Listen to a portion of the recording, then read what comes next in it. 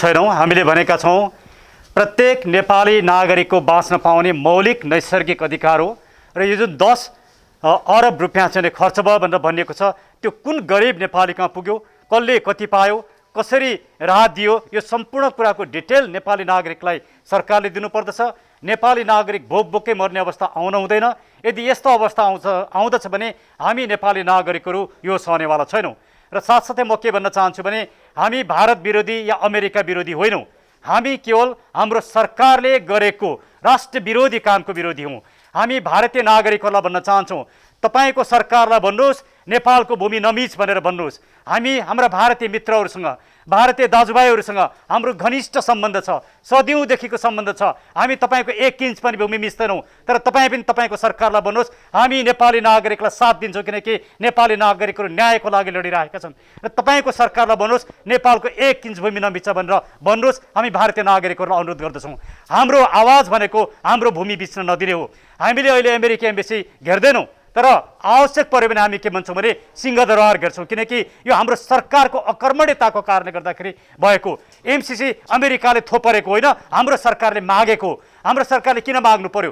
52 अरब रुपियाँ त अहिले नेपालको सरकारमा बस्ने यी जति पनि ठुला राजनीतिज्ञहरू छन् यिनीहरूले स्विस ब्याङ्कमा लगेर राखेका छन्। त्यो कुरो आज मिडियामा आइसकेको छ। एनसेलबाट पैसा उठाउनुहोस् न, 55 अरबभन्दा 4 गुणा बेसी पैसा उठ्छ। एनसेलबाट तपाईँ पैसा उठाउनु हुँदैन।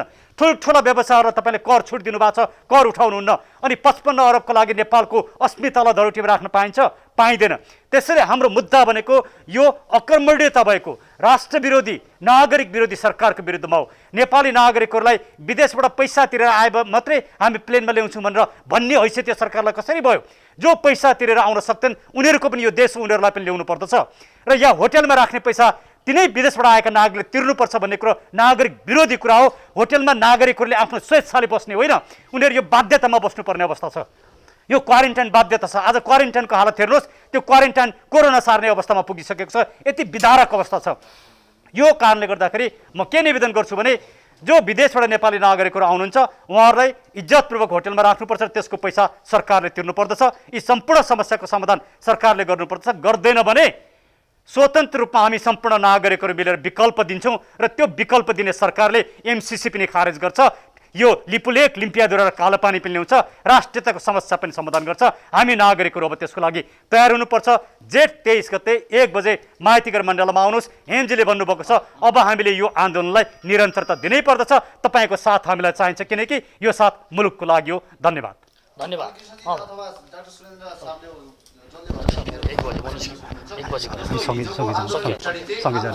दसजना पुगिहाल्छ।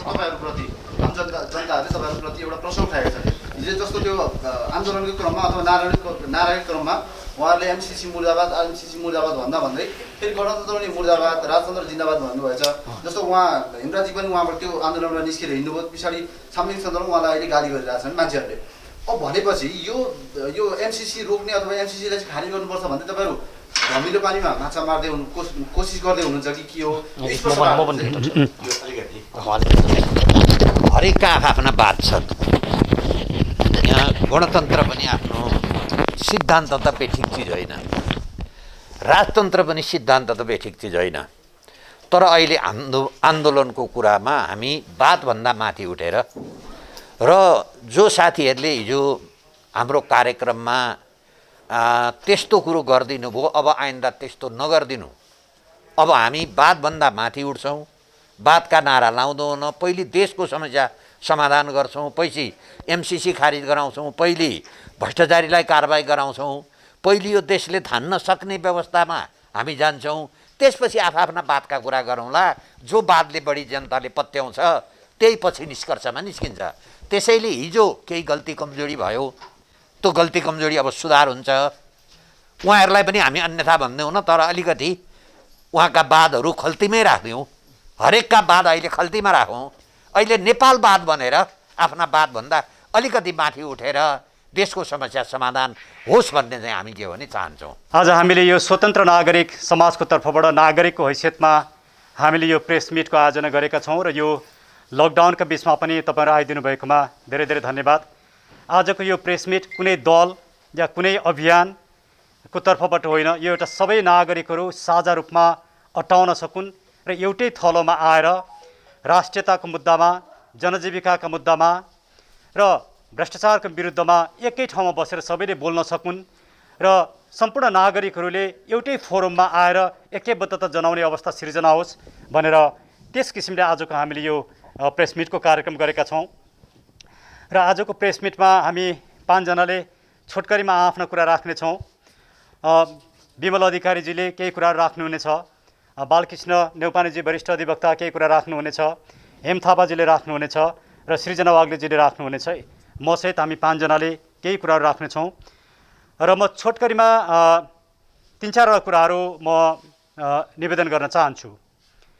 एमसीसीको विषय, लिपुलेक, कालापानी, लिम्पियाधुराको विषय होस् वा रुकुमको विषय होस् या अर्थमन्त्रीले 25 गतेभित्र कर चुक्ता गर, कर चुक्ता नगरे हामी जरिवाना लगाउँछौँ भनेको विषय होस् या बजेट भाषण 15 गते गर्नुभन्दा अघिल्लो दिन 200वटा इलेक्ट्रिक भेहिकललाई भन्सारबाट भित्र्याउने र भन्सारबाट भित्र्याइसके पछाडि भन्सार इलेक्ट्रिक भेहिकलमा भन्सार वृद्धि गर्ने र यसरी नीतिगत रूपमा भ्रष्टाचार गरेको काम होस् या प्रत्येक मन्त्रालयलाई 80-85 लाखको जिम खाना दिने विषय होस् या राष्ट्रपतिले 1 करोडको कार्पेट बदल्ने विषय होस् या कोरोनाका नाममा 10 अर्ब रुपियाँ खर्च भयो भन्ने सरकारी विवरण होस्।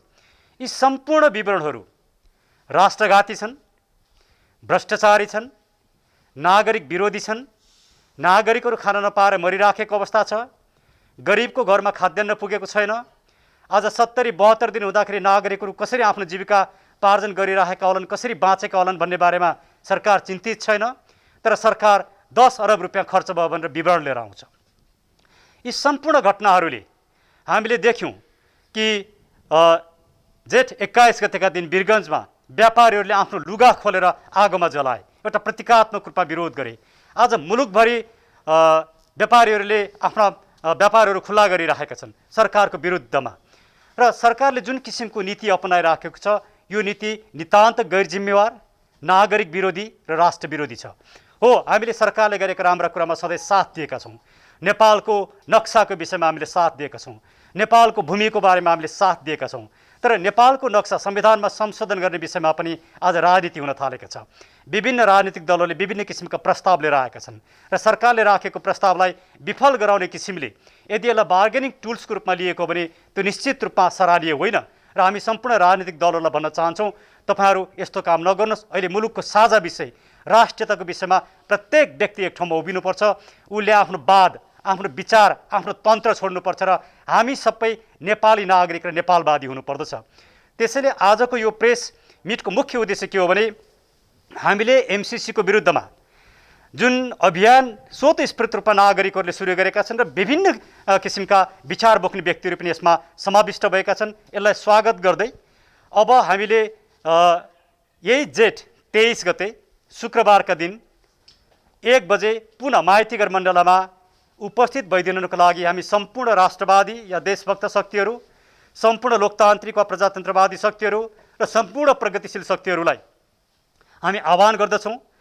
यसमा कसैको नेतृत्व छैन, प्रत्येक नेपाली नागरिक आफै यसलाई नेतृत्व लिन्छ।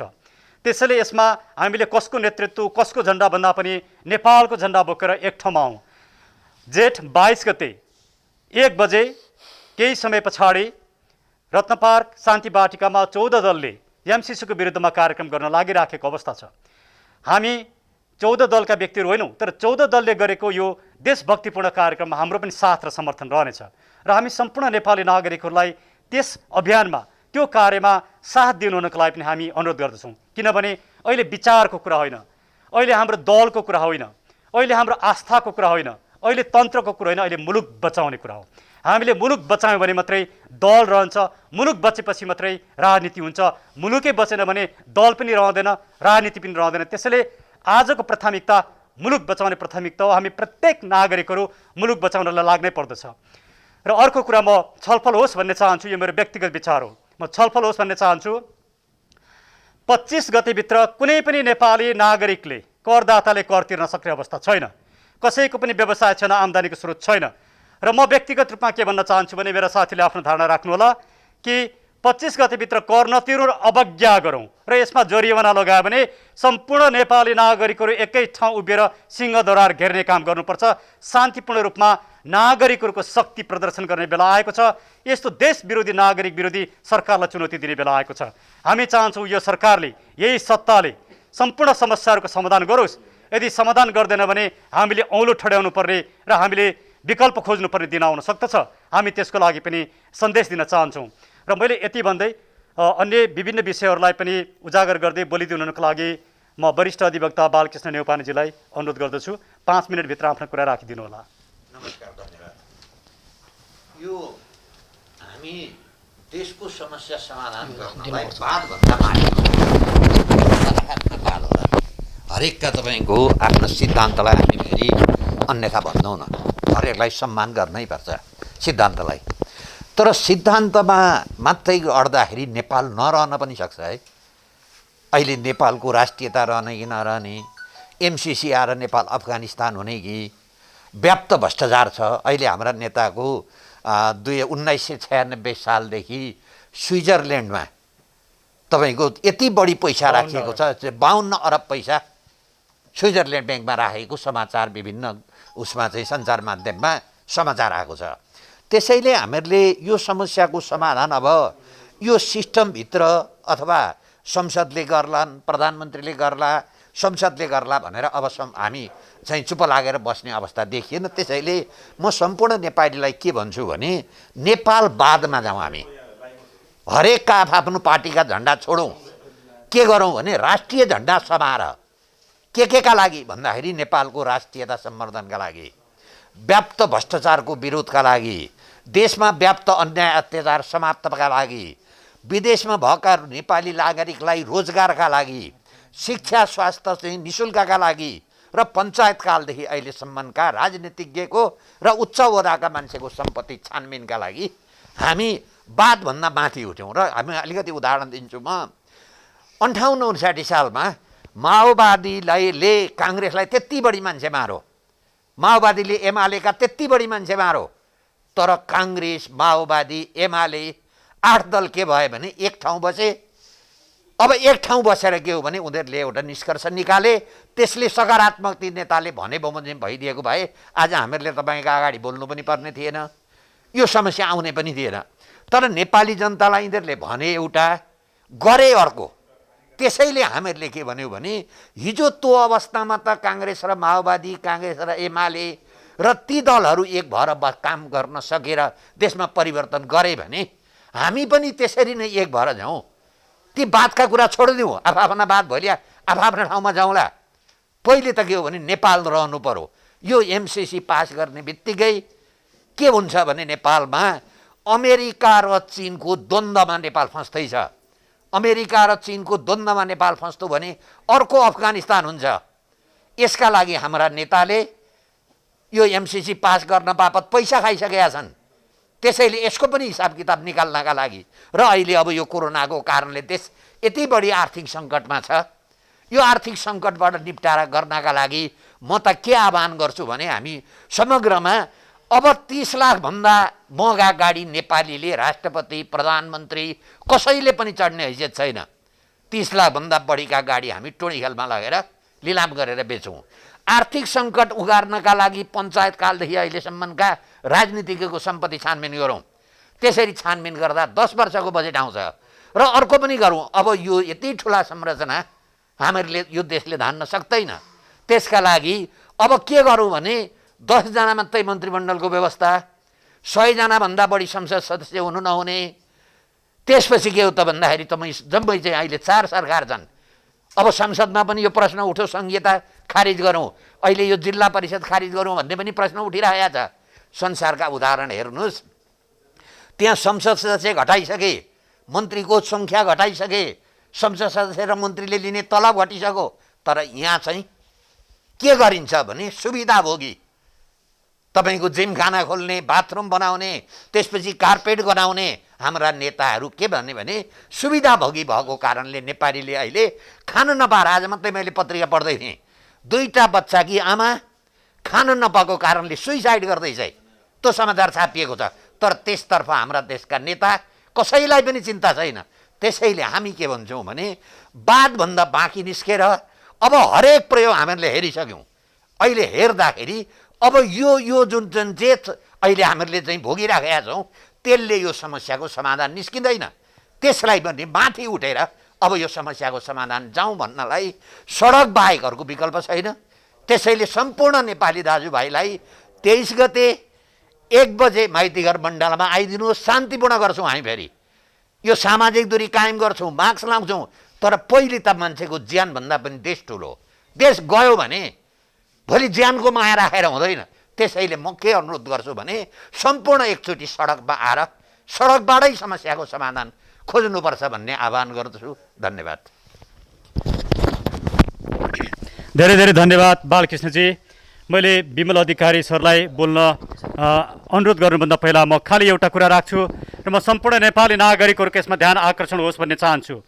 सन् 1947मा ब्रिटेनका अर्थमन्त्री ह्युज डाल्टनले बजेट भाषणमा जानुभन्दा अगाडि केही समय अगाडि मात्रै केही पत्रकारहरूलाई यो शीर्षकमा कर घट्दैछ, यो शीर्षकमा कर बढ्दैछ भनेर छुस्स भनेको कारणले गर्दाखेरि अर्थमन्त्रीले बजेट भाषण गर्नुभन्दा 20 मिनट अगाडि ब्रिटेनका पत्रिकामा यो कुरो छापियो र त्यही विषयलाई लिएर ह्युज डाल्टनले राजीनामा दिनुपर्ने अवस्था आएको थियो।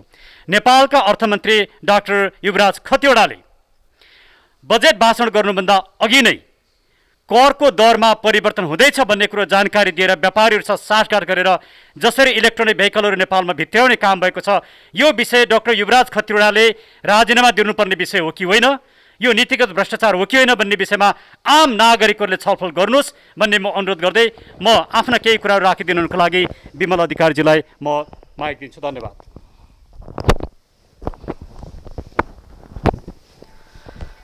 यस पत्रकार सम्मेलनमा उपस्थित हुनुभएका सम्पूर्ण पत्रकारहरू र देश विदेशमा रहनुभएका सम्पूर्ण नेपाली जनहरूमा नमस्कार। आज हाम्रो पत्रकार सम्मेलन गर्नुको उद्देश्य लगभग डाक्टर साहबले र हाम्रो बालकृष्ण सरले सबै कुरा उजागर गरिसक्नु भएको छ। म के कुरा भन्न चाहन्छु भने आज मुलुक निकै ठुलो सङ्कटमा गुज्रिरहेको छ। नेपालीहरूले धेरै पटक शासन व्यवस्थाको लागि लडे, नेपालीहरूले धेरै पटक व्यवस्था परिवर्तनको लागि लडे, तर जतिसुकै व्यवस्था परिवर्तन भइसकेपछि पनि नेपालीहरूको जनजीवन र नेपालको अवस्था जस्ताको तस्तै छ। र म के भन्छु भने नेपालको साँच्चै नै तपाईँको चाहिँ यो स्वाधीनताको प्रश्नमा, सार्वभौमको प्रश्नमा र नेपाल तपाईँको चाहिँ आफ्नो चाहिँ जुन अस्तित्वको प्रश्नमा चाहिँ अहिले अन्तर्राष्ट्रिय क्रीडा स्थल बनिरहेको छ। र अहिले टटकारो विषय चाहिँ सबैभन्दा बढी टटकारो विषय अहिले पछिल्लोचोटि गुज्रिरहेको विषय र आन्दोलन भइरहेको विषय एमसिसीको विषय र तपाईँको चाहिँ कालापानी, लिम्पियाधुरा र लिपुलेकको विषय। अहिले हामी तपाईँको चाहिँ अघि डाक्टर साहबले भने जस्तै अहिले हामी कस्तो कन्डिसनमा छौँ भने यति बेला हामीले हाम्रो विचार, हाम्रो वाद, हाम्रो दृष्टिकोणहरू र हाम्रो आफ्नो चाहिँ फिलोसफीहरूलाई तपाईँको चाहिँ छुट्टै राखेर नेपाल बचाउ अभियान र यो मुलुक बचाउ अभियानको लागि चाहिँ हामी सजग हुनुपर्ने भयो र मुलुक बचाउ अभियानमा हर नेपालीको चाहिँ उत्तिकै दायित्व रहन्छ भन्ने हेतुका साथ हामी सम्पूर्ण नेपालीहरू आफ्नो ठाउँबाट चाहिँ तपाईँको चाहिँ उठ्न जरुरी छ र तपाईँको चाहिँ कमन प्लेटफर्ममा एउटा कमन एलायन्स बनाएर अब हामी आफ्नो दल छ, हाम्रो तपाईँको चाहिँ संयुक्त गठबन्धनहरू पनि छन्, तर यी सबै संयुक्त गठबन्धनहरू लगायत सबै नेपालीहरूको एउटा चाहिँ छत्र छायामा बसेर एउटा चाहिँ कमन एलायन्स गरौँ र कमन एलायन्सबाट चाहिँ तपाईँको चाहिँ यो यो यो अहिले जुन व्यवस्थामा रहिरहेका दलहरू छन् यिनीबाट चाहिँ मुलुक नरहने जुन हाम्रो चाहिँ अब हाम्रो दृष्टिकोण तय भइसकेको छ, अब हामीलाई त्यो आवाज भइसकेको छ। त्यस कारणले गर्दा हामी यसको विरुद्धमा यो व्यवस्था अब तपाईँको चाहिँ यो व्यवस्था नै अब चाहिँ रहन्छ कि नरहन्न भन्ने प्रश्न आइसकेको छ। त्यस कारणले गर्दा सम्पूर्ण मुलुक बचाउने अभियानमा चाहिँ हामी सबै चाहिँ एकै ठाउँमा आउँ र अघि भने जस्तै सम्पूर्ण प्रगतिशील विचार भएका मानिसहरू हैन, डेमोक्रेट्सहरू, लोकतान्त्रिक शक्तिहरू, तपाईँको चाहिँ राष्ट्रवादीहरू र देशभक्तहरू मिलेर एउटा कमन एलायन्स गर्न जरुरी छ र यो कमन एलायन्सको मार्फतबाट चाहिँ अन्तिम तथा निर्णायक धक्का दिन जरुरी छ र त्यसको चाहिँ तपाईँको चाहिँ हामी आज चाहिँ पत्रकार सम्मेलन गर्नुको हेतु हामी सबै मिलेर जाउँ भन्ने एउटा उद्देश्य यो हो। र अब आउने तपाईँको चाहिँ एमसिसीले चाहिँ हामीले जरैबाट उखेलेर फाल्नको लागि चाहिँ कस्तो चाहिँ तपाईँको चाहिँ अब अभियानमा जाने, कस्तो आन्दोलनको स्वरूप कस्तो हुने भन्ने कुराको चाहिँ भविष्यका दिनहरूमा तय हुँदै जान्छ। तर अब आजबाट हामी केही दिनदेखि आन्दोलित छौँ, हामी सबै सँगै आउने प्रयासमा छौँ। लेफ्टिस्टहरू, राइटिस्टहरू, यो देशका राष्ट्रवादीहरू, देशभक्तहरू आएर मुलुक बचाउने अभियानमा हामीले के भन्यो भने एमसिसी मात्र यो देशमा लागू भयो भने यो मुलुक रहँदैन। हाम्रो मुख्य कुरा यति हो। ठिक छ, हिजोसम्मका हाम्रा टाकरा टुकुरे मुद्दाहरू थिए, हाम्रा लडाइँ विस्तारवादीहरूसँग सामान्य लडाइँहरू थियो होला, तर अब हाम्रो नेपालको लडाइँ भीषण लडाइँ हुने अवस्था छ होइन। तपाईँ हामी नेपाली जुन अवस्थाले आजसम्म बाँचिरहेका छौँ, जस्तो प्रजातान्त्रिक तपाईँको चाहिँ मूल्य मान्यतामा हामी गुज्रिरहेका छौँ, योबाट बन्देज भएर एउटा तपाईँको अमेरिकन साम्राज्यवादको गुलाम बन्नुपर्ने अवस्था आउँदैछ। हाम्रा बोलीहरूमा चाहिँ तपाईँको चाहिँ तालचा लाग्ने अवस्था छ, हाम्रा ओठहरूमा तालचा लाउने अवस्था छ। यो चिजले हामीले तपाईँको चाहिँ परास्त गरेर एउटा लामो मुभमेन्टमा जान जरुरी छ। र हामी नेपालीहरूले चाहिँ तपाईँको चाहिँ अहिले लकडाउनमा पनि तपाईँको चाहिँ जुन आन्दोलन अगाडि बढ्यो, यो आन्दोलनलाई तपाईँको चाहिँ के प्रस्फुटित हुन्छ भने नेपाली जनताहरू तपाईँको चाहिँ विद्रोहको लागि चाहिँ तयार छन्।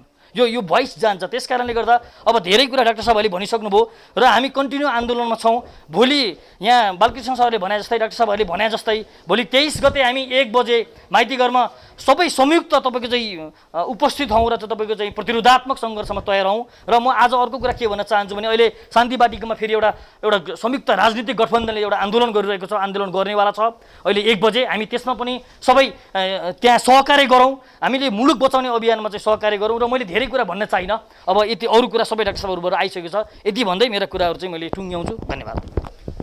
धन्यवाद विमल सर। म यही विषयमा एमसिसीको विरुद्धमा हामी सबै नेपालीहरू नेपालवादभित्र अटाउँदै आफ्ना विचारवाद सबैलाई छोडेर एक ठाउँमा आउनको लागि आह्वान गरिदिनु हुन हेमराज थापाजीलाई अनुरोध गर्दछु। र त्यस पछाडि सृजनाजीले अन्तिममा बोल्दै आजको कार्यक्रमलाई पनि समापन। सागरजी पनि आउनु भएको छ।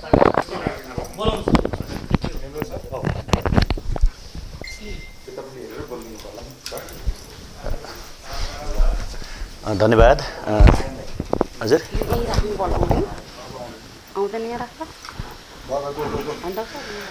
धन्यवाद सबैलाई नमस्कार।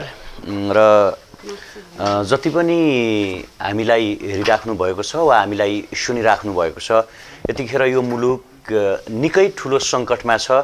र मैले हरेकचोटि भन्छु, उहाँ आदरणीय हाम्रो सरहरूले पनि भन्नुभयो, हामीभन्दा ठुलो र हामीभन्दा माथि हाम्रो देश हो र यो देशले हामीलाई चिनाउँछ। हामी नेपाली हुनुको अर्थ यो देशले खोजाउने हुनाले अहिलेको चलन चल्तीका जो राजनैतिक दलका मान्छेहरू हुनुहुन्छ, जो सत्तामा हुनुहुन्छ, जो शासकहरू हुनुहुन्छ, उहाँहरूले यो देशलाई चाहिँ अधोगतितर्फ धकेल्दै हुनुहुन्छ वा विकासको बाधक अथवा देशलाई चाहिँ बेच्ने काम उहाँहरू गर्दै हुनुहुन्छ।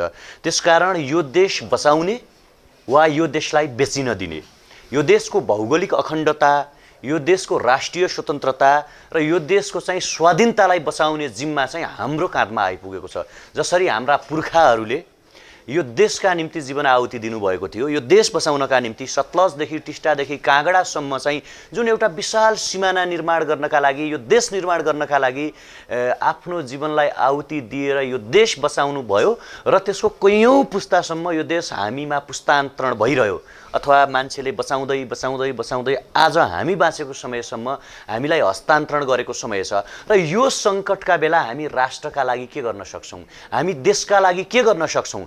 हामीभन्दा ठुलो कुनै विदेशीले प्रत्युत्पादन गरेको वाद हुन सक्दैन। र सबैभन्दा ठुलो कुरा नेपालवाद हो। नेपाल रह्यो भने, नेपाल बच्यो भने भोलि हाम्रा विचारहरू हामी साटौँला, आदान प्रदान गरौँला, विचारको वैचारिक मन्थन र बहस गरौँला। तर आज चाहिँ कम्तीमा वैदेशिक हस्तक्षेपको विरुद्धमा र राष्ट्रघाती एमसिसी जसले नेपालको प्राकृतिक स्रोत साधनलाई दोहन गर्न खोजिरहेको छ, नेपालको प्राकृतिक स्रोत साधनलाई कुल्चिन खोजिरहेको छ र नेपाललाई चाहिँ जबरजस्त रूपमा चाहिँ एउटा युद्धको अखडा बनाउने कुचेष्टा गर्ने रणनीतिका साथ नेपालमा एमसिसी लन्च गर्न खोजिँदैछ, त्यसको चाहिँ सशक्त विरोध गर्न आवश्यक छ। हामीले यो देखाउन आवश्यक छ कि हामी हाम्रो देश आफै बनाउन सक्षम छौँ, हामी हाम्रो देशको विकास आफै गर्न सक्छौँ, हामी यो संसारका उन्नत मान्छेहरू मध्येका एक हौँ, न कि हाम्रो विचारभन्दा उत्कृष्ट, हामीभन्दा उत्कृष्ट कुनै विदेशी नागरिक हुन् र उनको विचारलाई हामीले फ्लो गर्ने र लागू गर्ने र यो देशलाई चाहिँ नजानिदो तरिकाले युद्धमा धकेल्ने कुराको चाहिँ व्यापक विरोध गर्न आवश्यक छ।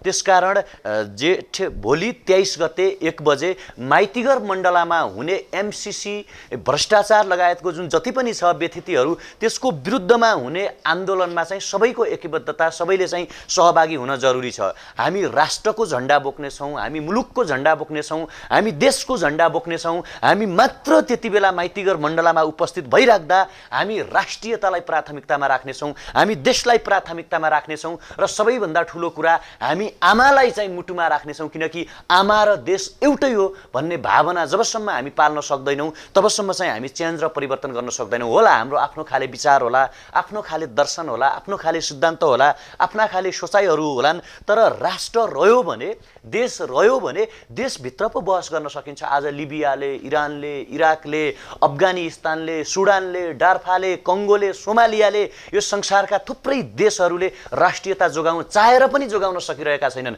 उहाँहरू चाहनुहुन्छ अमेरिकी सेना फिर्ता गइदियोस्, तर त्यो देशले चाहेर पनि अमेरिकी सेना फिर्ता पठाउन सकेको छैन र जर्जर युद्धको अवस्थामा बाँचिराख्नु भएको छ। भोलि त्यो बेला हामी के चाहिँ बातको लडाइँ लडौँला, कसको विरुद्धमा हामी लडाइँ लडौँला, को चाहिँ हाम्रो टार्गेट पोइन्ट बन्ला त त्यति बेला भन्दाखेरि कोही पनि हुने छैन। हामी कोही बोल्न पाउने छैनौँ, हामी कोही सडकमा आउन पाउने छैनौँ, हामी कोही स्वस्फूर्त रूपमा यसरी आवाजहरू अभिव्यक्ति गर्न पाउने छैनौँ। त्यसकारण हाम्रा आवाजहरू नखोसिउन्, हाम्रा इच्छाहरू नखोसिउन्, हाम्रा सपनाहरू नमरुन्। हामी नेपालभित्रै हाम्रो प्राकृतिक स्रोत साधनलाई नेपालभित्रै यस्ता मान्छेहरू जन्मिउन् जो उत्खनन गरून् र नेपालका लागि युटिलाइजेसन गर्न सकुन्। त्यसकारण त्यो प्राकृतिक स्रोत साधनको संरक्षण गर्नु छ, हामीले गौतम बुद्धको संरक्षण गर्नु छ, सगरमाथाको संरक्षण गर्नु छ, हाम्रो वीर इतिहासको संरक्षण गर्नु छ, नेपालको संरक्षण गर्नु छ, नेपालको नागरिकको संरक्षण गर्नु छ, लिपलेख, लिम्पियाधुरा र कालापानीको संरक्षण गर्नु छ। त्यसकारण मुलुकका लागि, राष्ट्रका लागि, देशका लागि, भौगोलिक अखण्डताका लागि, सुशासनका लागि, स्वाधीनताका लागि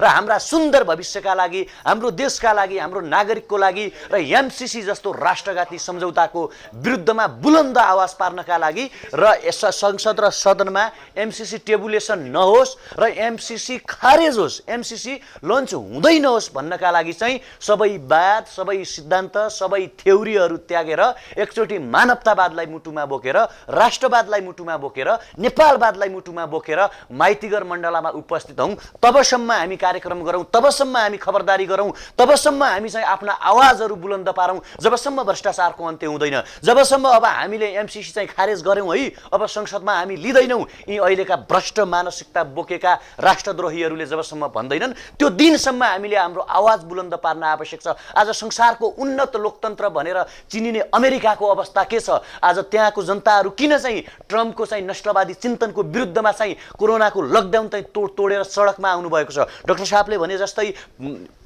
25 गतेभित्र कर तिरिसक्नु भनेको चाहिँ के हो? यो कुन मनोविज्ञान हो? त्यसकारण हरेक मान्छेले चाहिँ आफ्नो नागरिक सर्वोच्चतालाई केन्द्रमा राखेर, नागरिकलाई प्राथमिकतामा राखेर, आफ्नो इच्छा चाहनालाई केही टाढा राखेर, देशको इच्छा र चाहनालाई केन्द्रमा राखेर एमसीसी विरुद्धको आन्दोलनमा हरेक राष्ट्रभक्ति युवा, हरेक देशभक्त नागरिक, हरेक स्वाधीन नागरिक, हरेक नेपाली नागरिक जो नेपाललाई माया गर्छौँ, जो स्वाधीनतालाई माया गर्छौँ, स्वतन्त्रतालाई माया गर्छौँ, जो राष्ट्रलाई माया गर्छौँ, जो सगरमाथा गौतम बुद्धलाई माया गर्छौँ, जो चाहिँ लिपुलेख लिम्पियाधुरालाई माया गर्छौँ, ती हरेक मान्छेले चाहिँ यो आन्दोलनमा यो मेरो हामीले आह्वान गरे पनि यो तपाईँको आन्दोलन हो। कृपया तपाईँ आफ्नो सामाजिक सञ्जालबाट हामी अभिव्यक्ति दिउँ, सामाजिक सञ्जालबाट लेखौँ, आफ्नो छरछिमेक सबैलाई आह्वान गरौँ। यो कुनै व्यक्तिको अथवा कुनै दलको, कुनै अभियानको मुभमेन्ट हुनुभन्दा पनि यो 3 करोड ती मान्छेहरूको आन्दोलन हो, 3 करोड ती नेपाली नागरिकको आन्दोलन हो जो नेपाललाई सदियौँदेखि हाम्रा पुर्खाले प्रेम गरेर आजसम्म हामी प्रेम गरिरहेका छौँ। त्यसकारण यो मैले अथवा हामीले आग्रह गर्नुभन्दा पनि कृपया यो भिडियो हेरिसकेपछि एकचोटि तपाईँहरू आफ्नो सामाजिक सञ्जाल मार्फत पनि एमसीसी जस्तो राष्ट्रघाती सम्झौताको विरुद्धमा हरेक स्वाभिमानी नेपाली नागरिकहरू आन्दोलनमा उत्रियौँ अथवा आन्दोलन भन्दा पनि एमसीसी जस्तो राष्ट्रघाती सम्झौताको विरुद्धमा उत्रियौँ भनेर तपाईँहरूले चाहिँ सबैले चाहिँ लेखौँ, सबैले प्रचार गरौँ। धन्यवाद, नमस्कार, जय देश। धन्यवाद हेमजी। अब म सृजना वाग्लेजीलाई अनुरोध गर्दछु। सृजनाजी, यो मुलुकलाई माया गर्ने एउटा त्यस्तो नेपाली चेली हो जसले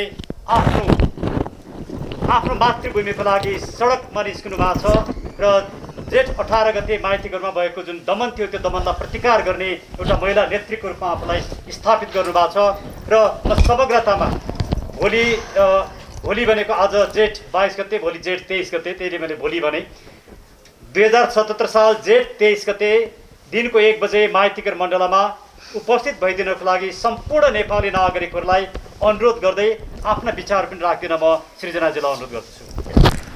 नमस्कार। यस पत्रकार सम्मेलनमा उपस्थित हुनुभएका सम्पूर्ण पत्रकारज्यूहरूलाई म हार्दिक नमन गर्न चाहन्छु र जति पनि नेपाली दाजुभाइ तथा दिदीबहिनीहरूले देश तथा विदेशमा रहेर हामीलाई हेरिरहनु भएको छ, म उहाँहरूलाई पनि धेरै धेरै धन्यवाद दिन चाहन्छु। साँच्चीकै अहिले धेरै कुराहरू त डाक्टर साहब, हाम्रो वकिल साहबहरूले भनिसक्नु भएको छ, हेमराजजीले भनिसक्नु भएको छ, म लामो राख्न चाहन्न।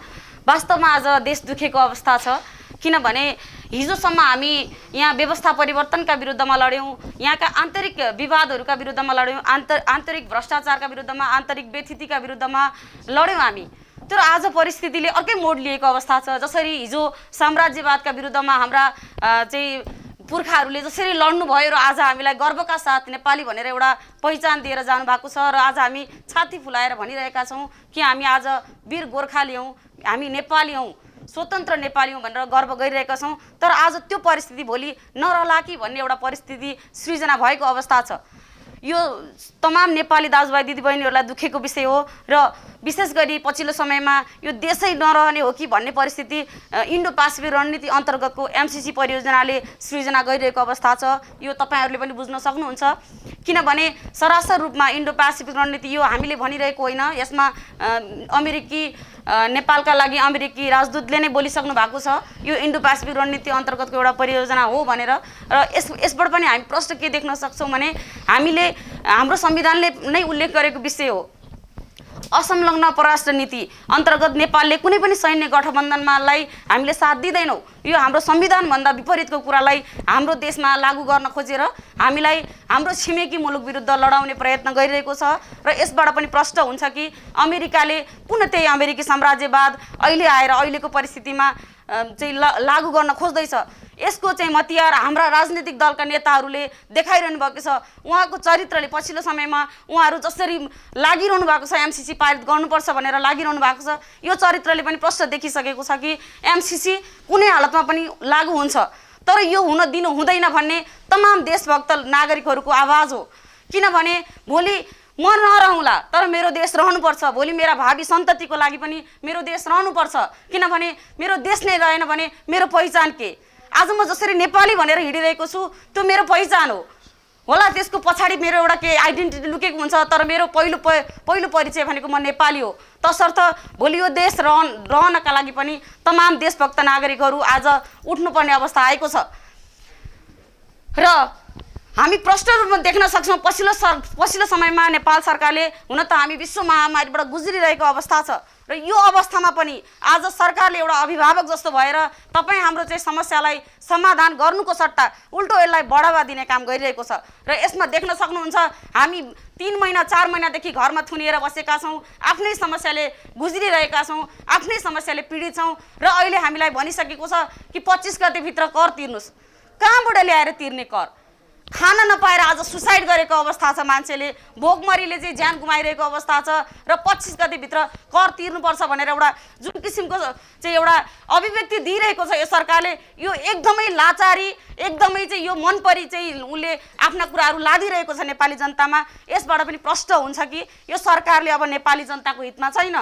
यो अहिलेका जति पनि राजनीतिक दलहरू छन् यिनी नेपालीको हितमा यिनीहरूले काम गर्दैनन् भन्ने तपाईँहरूले चाहिँ प्रश्न बुझ्न जरुरी छ। र डाक्टर साहबले अघि भनि पनि सक्नु भएको छ, यदि जबरजस्ती रूपमा यो करलाई चाहिँ तिर्नुपर्छ भनेर तपाईँहरूमाथि लादिने प्रयत्न गर्छ भने अब तपाईँहरू चुप लागेर नबस्नुहोस्। आज जति पनि परिणाम देखिरहनु भएको छ तपाईँहरू चुप लागेर बस्दाको परिणाम हो यो, होइन भने लोकतान्त्रिक प्रजातान्त्रिकमा देशमा चाहिँ हामीले हाम्रा अभिव्यक्ति राख्न नपाउने, हाम्रा कुरा राख्न नपाउने, हाम्रा चाहिँ समस्या केही सुनवाई नहुने हो भने के को प्रजातान्त्रिक मुलुक? तसर्थ म आग्रह गर्न चाहन्छु सम्पूर्ण देशभक्त नागरिक जो यो देशलाई माया गर्नुहुन्छ, यो देशलाई चाहिँ जसले चाहिँ रहिरहोस् भन्ने चाहनुहुन्छ र भोलि विदेशीको चाहिँ वरचक्रीको चाहिँ आँखा यो देशमा नपरोस् भन्ने चाहनुहुन्छ भने साँच्चीको अब बेला आएको छ, उठ्नुपर्ने अवस्था आएको छ। हामी त सडकमै छौँ, निरन्तर रूपमा सडकमै छौँ, हिजो पनि थियौँ, आज पनि छौँ र भोलि पनि छौँ। जसरी हामीले कार्यक्रम भोलिको लागि सार्वजनिक गरेका छौँ, म आह्वान गर्न चाहन्छु यही पत्रकार सम्मेलनबाट जति पनि घरमा बसेर यो हाम्रो यो आवाज सुनिरहनु भएको छ तपाईँहरू साँच्चीकै जाग्नुहोस्। अब तपाईँहरू चाहिँ सामाजिक सञ्जालबाट हुन्छ कि विभिन्न माध्यमबाट आफ्नो आवाजहरू प्रस्तुत गर्नुहोस् र अन्य धेरै विषयहरू छन्, हामीलाई दुखेका विषयहरू धेरै छन्। हाम्रा सीमा विवादका कुराहरू छन्, लिपुलेक लिम्पियाधुराका कुराहरू छन् र भारतले जसरी हाम्रो नेपालप्रति आज हामी कहिल्यै कतै पनि गुलाम भएको तपाईँले देख्न सक्नुहुन्न। इतिहास पल्टाएर हेर्नुहोस्, सदियौँदेखि यो नेपाल स्वतन्त्र स्वाभिमानी देश भएर बसेको नेपाललाई आज एउटा सानो हिजो मात्र जन्मिएको मुलुक भारतले हामीमाथि यति धेरै आरोपहरू लगाइरहेको छ, यति धेरै प्रत्यारोप लगाएर हाम्रो स्वाभिमानमाथि नै प्रहार गरिरहेको अवस्थामा पक्कै पनि अब तपाईँहरू चुप लागेर बस्नुहुने छैन भन्ने मैले आशा लिएको छु। र भोलि र यही सञ्चार माध्यमका मार्फत जति पनि यहाँ हामीलाई हेरेर बस्नु भएको छ उहाँहरूलाई म भोलि 1 बजे होइन डाक्टर साहब, भोलि जेठ 23 गते रत्नपार्क 1 बजे माइतीघर मण्डलामा चाहिँ उपस्थित हुनको लागि म हार्दिक आह्वान गर्न चाहन्छु। पक्कै पनि भोलि यो देश रहेन भने तपाईँ रहनुहुन्न र यो देश जोगाउने जिम्मा तपाईँको हो। तपाईँभन्दा माथि यो देश हो, यो देशभन्दा ठुलो तपाईँ होइन भन्ने कुरा मनन गर्नुहोस्। र अहिलेको जसरी तपाईँमाथि लादिरहेको छ यो व्यवस्था, जसरी यो सरकारले तपाईँहरूमाथि यो आफ्ना कुराहरू लादेर मनपरी रूपमा आज तपाईँ देख्न सक्नुहुन्छ प्रश्न रूपमा 10 अर्ब खर्च भयो भनेको छ, कहिले 80 करोड राहत बाँडिसक्यो भनेको छ। तर हामीलाई तथ्यगत रूपमा हामीलाई यो शीर्षकमा हामीले खर्च गऱ्यौँ भनेर नेपाली जनताको सरकार भइसकेपछि, नेपाली जनताको प्रतिनिधि भइसकेपछि प्रश्न रूपमा सार्वजनिक गरोस्, होइन भने जे भने पनि हुन्छ भनेर अब चल्नेवाला छैन भन्दै म जति पनि आज आएर पत्रकार साथीहरूले हामीलाई साथ दिनुभयो उहाँलाई धेरै धेरै धन्यवाद दिँदै धन्यवाद दिन चाहन्छु। प्रश्नहरू एउटा दुईटा विशेष त यो टिमैलाई हो, तथापि हामी चाहन्छौँ यसको उत्तर डाक्टर सुरेन्द्र भण्डारी र हेमराज थापाबाट आओस्। पहिलो त यो भएको हिसाबले हामी हेमराज थापालाई नै भन्छौँ, आज 70 दिनभन्दा बढी भयो तपाईँहरूले एमसिसी विरोध गरेको, हामीले क्यामेरा लिएर गएको। अब कहिले हामी अमेरिकन एम्बेसी चाहिँ हेर्दैनौँ? तपाईँलाई जानकारी गरौँ, आज 5:30 बजे कलङ्कीमा चाहिँ कलङ्की होटल व्यवसायी सङ्घहरूले चाहिँ एमसिसीको विरुद्धमा प्रदर्शन राख्दै हुनुहुन्छ। हजुर, त्यसमा चाहिँ मलाई अहिले फोन आएको थियो, मैले इन्फर्मेसन गराएको, तपाईँहरू सबै हुनुहुन्छ। रिसेन्टली आज मात्रै टोखामा कार्यक्रम थियो, तयारी नपुगेर भोलिका लागि भन्यो, अब सरिन्छ है। कोटेश्वरमा चाहिँ विद्यार्थीहरू चाहिँ एमसिसीको विरुद्धमा चाहिँ आन्दोलन गर्ने भनेर छलफल चलाइराख्नु भएको छ, यसै बिचमा भोलिको कार्यक्रमको तयारी भयो। तपाईँले यही प्रश्न मलाई हिजो पनि सोध्नु भएको थियो, म तपाईँलाई आज पनि सोधेँ। भारत र अमेरिकाको केस अलिकता डिफ्रेन्स हो। भारतले सदियौँदेखि सिमानामाथि प्रहार गर्यो, तर अमेरिकाको चाहिँ नेपालमाथिको देखिन आउने हस्तक्षेप पहिलोचोटि हुनाले पहिलो आग्रह हाम्रो के हो भने हामी जति विद्रोही छौँ अथवा जति हामी आक्रामक तरिकाले प्रस्तुत हुन्छौँ ठिक त्यत्तिकै तरिकाले हामीले बुद्धलाई पनि मान्छौँ, किनकि हामी गौतम बुद्ध जन्मेको देशको मान्छे पनि हो। हामीले आक्रोश देखाउनु एउटा पाटो होला, तर संयमित तरिकाले कसरी काम गर्ने भन्ने हो। जस्तो आज चाहिँ हिजो हाम्रो मुभमेन्ट भयो, आन्दोलन भयो, गङ्गबुमा आन्दोलन भयो होइन, 4 महिना अगाडि पनि आन्दोलन थियो एमसिसीको विरुद्धमा, त्यसले एउटा माहौल क्रिएसन गरेको थियो। अब यो सबै मुभमेन्टहरूको तपाईँको चाहिने रिजल्ट आएन भने, त्यो समराइज भएन भने त्यसपछि तपाईँको के हुन्छ भने घेर्ने मात्रै होइन, नेपालमा अमेरिकी एम्बेसी नचाहिने भन्नेसम्म पनि हुनसक्छ कि घेर्नेको कुरै छोडिदिनुहोस् न सर। यही प्रश्न म डाक्टर सुरेन्द्र सरसँग लिन चाहन्छु। आज हामीले थाहा पाएसम्म हामीसँग भएको अपडेटमा लकडाउन पछाडि 21 जना नेपाली मारिपरेका छन् सुसाइड 21 मोटामोटी हाराहारी छ। त्यस्तै विदेशमा बसेका मान्छेहरू उपलब्ध छ। एमसिसीको बाटो जाँदै हामीले आफ्नो नागरिकताको रक्षाका लागि हामीले बिर्सेका त होइनौँ, हामी एमसिसीमा केन्द्रित छौँ। एमसिसी महत्त्वपूर्ण विषय हो, सँगसँगै नेपाली नागरिकको ज्यानको सुरक्षा, सुसाइड गर्नुपर्ने अवस्था आइसक्दा हामी अलिकति मौन जस्तो देखिन्छौँ।